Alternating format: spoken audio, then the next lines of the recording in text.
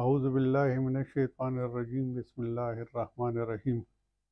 ګرانو ملګرو، د دې نه مخکې مونږ د وجود د اعضا هغه اعضا چې کوم په جملو کې لیکلی کېږي یو شان او مطلب یې بل شان وي، هغه سلسله مونږ سرته ورسوله. اوس د پښتو خپل توري وپېژنئ. د دې نه مخکې مونږ په دې پروګرامونه کړي، خو مونږ به پکې نوي نوي الفاظ راوړو، او که فرض که بعض نیم لفظ پکې یا تورې پکې په دویم ځل هم راشي، نو د هغې وضاحت به لږ دې کې زیات وي نورو پروګرامونو په نسبت. زمونږ د پښتو خپل ډېر توري داسې دي چې چاته پته نشته، پښتنو ته هم پته نشته. دغه افغانستان او یا د شمالي علاقې شو یا د کویټه شو، دا خلک استعمالي، دلته څوک نه استعمالي. مونږ سپېلني، دا د پښتو خپل دغه دی، سپېلني لوګي کول. دې ته سپند هم وایي، سپېلنو ته. او دا په شعرونو کې استعمال شوی هم دی چې لکه سپند د اور په منځ کې ګډېدلي ځکه. نو دا سپند پکار دی چې مونږ له دا چې کوم نومونه دي په پښتو کې چې هغه هم راځي. سپېلني ته وایي سپند. سمندر چې دی یو خو د اردو سمندر دی، هم د سمندر نه سمندر مطلب دی، دنیا سمندرونه. خو د پښتو سمندر چې دی نو دا یو چینجی دی چې په دې اور کې پیدا کېږي. او په کم اور کې پیدا کېږي چې په کم ځای کې 25 ورځې یا 30 ورځې اور مسلسلي تسلسل سره لګېدلی، مړ کېږي نه. په هغه لمبو کې یو چینجی پیدا کېږي چې هغې ته سپند وایي. او کله چې دغه اور ختم شي، لکه اور مړ شي، لمبې ختمې شي، نو دا چینجی چې دی دا سمندر دا هم مړ شي.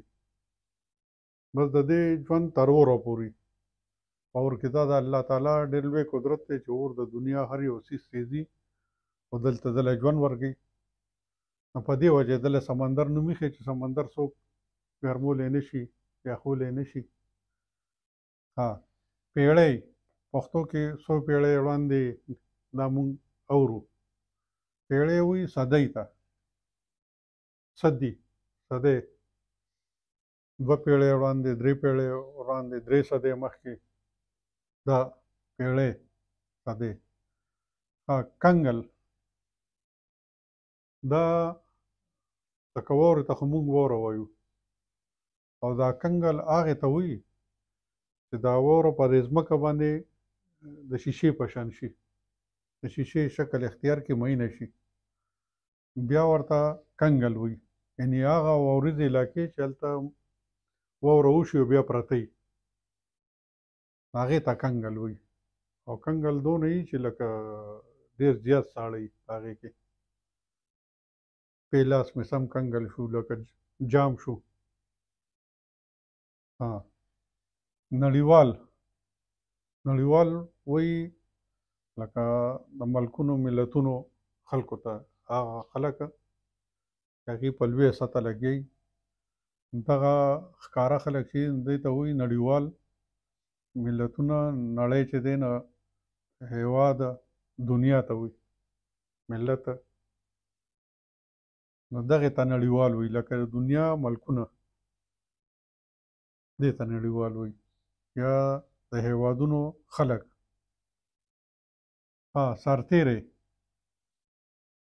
سرتیری چې په خپل سر یې پروا نه وي، د سر نه تېري، نو دې ته پوځي ته سرتیری وایي، یا سپۍ ته، کوم چې جنګېږي د ملک دپاره، د هېواد دپاره، هغه ته وایي سرتیری. یعنې پوځي، سپایي، دغه سرتیری. دا د پښتو خپل دغه دی. دا د پوج نه، پوجي نه پوځي جوړ شوی. او سپایي هم د اردو دی، خو دا زموږ په وینایي الفاظو کې استعمالیږي روزمره کې. پرېکړه، یعنې د دې خبرې پرېکړه وشوه، دا خبره فیصله شوه، دې خبره کې ورسره دواړه طرفین متفق شو، متحد شو، او خبره یې ختمه کړه. دې ته پرېکړه وایي.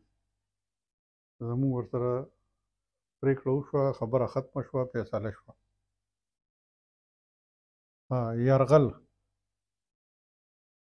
پلانکي هیواد پلانکي ملک په پلانکي ملک باندې یرغل وکړو، حمله یې پرې وکړه. په پښتو کې حمله د اردو ټکی دی او یرغل چې دی دا د پښتو دی. یعنې پوځیان چې حمله وکړي او ناڅاپي ورشي خپګان دغه کې دې ته یرغل وایي.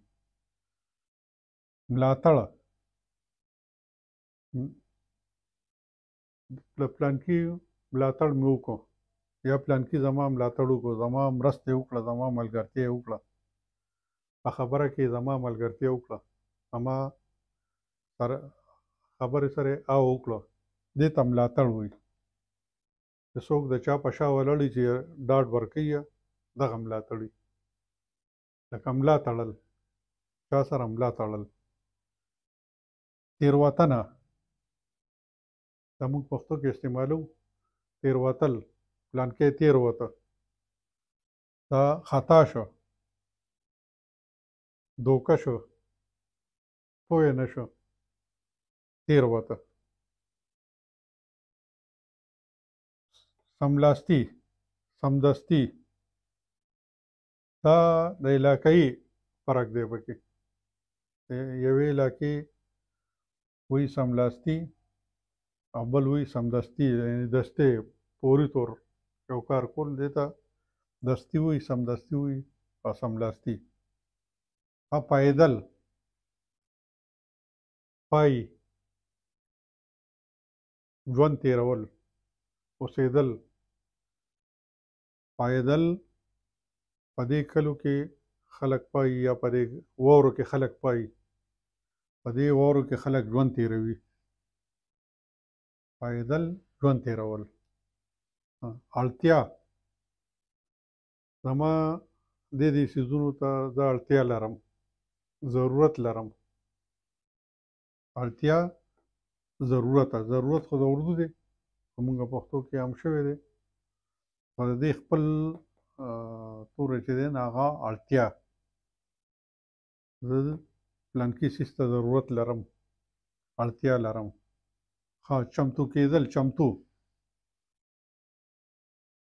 دا پلانکی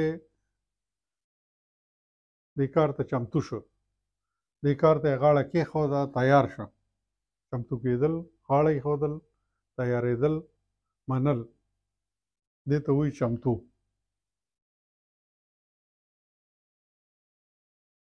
باور،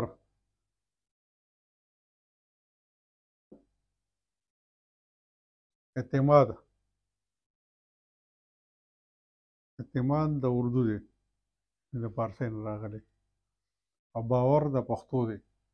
زما په ده باندې اعتماد شته، په ده مې باور شته، په ده مې نشته، په ده مې باور نشته، په ده مې اعتماد نشته. په ما یې باور شته. باور، اعتماد. ستانه کېدل، ستانه، یا وایي پستانه شو. دا هم د دې ستانه نه وتی، پستانه شو، واپس شول.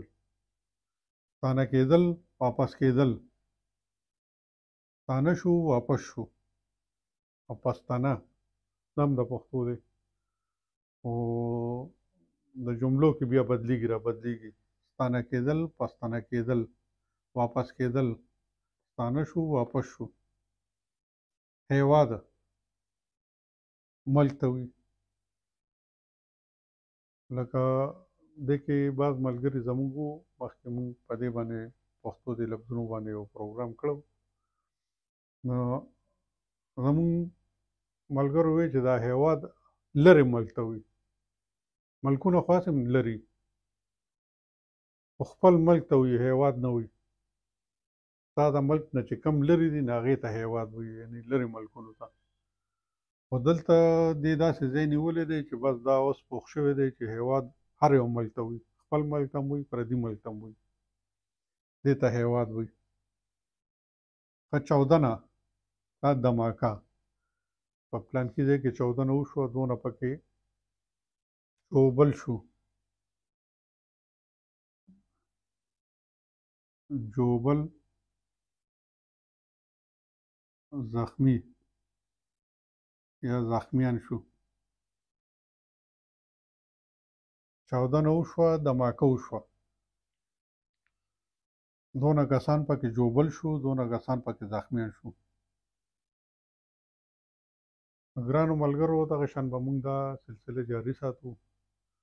نور لفظونه به هم راوړو، لکه دې کې ډېر لفظونه داسې نوي راغلل چې دا چاله نه ورتلل، او په دوه دریو لفظونو خو پروګرام جوړېده نه، موږ ورسره کم وینایي الفاظ چې کم دي هم یو ځای کړه، د هغې هغه کره پښتو هم ورسره خلکو وښودله. نو امید لرم چې ستاسو پروګرام خوښ شوی وي، او د بل پروګرامه پورې د الله په امان.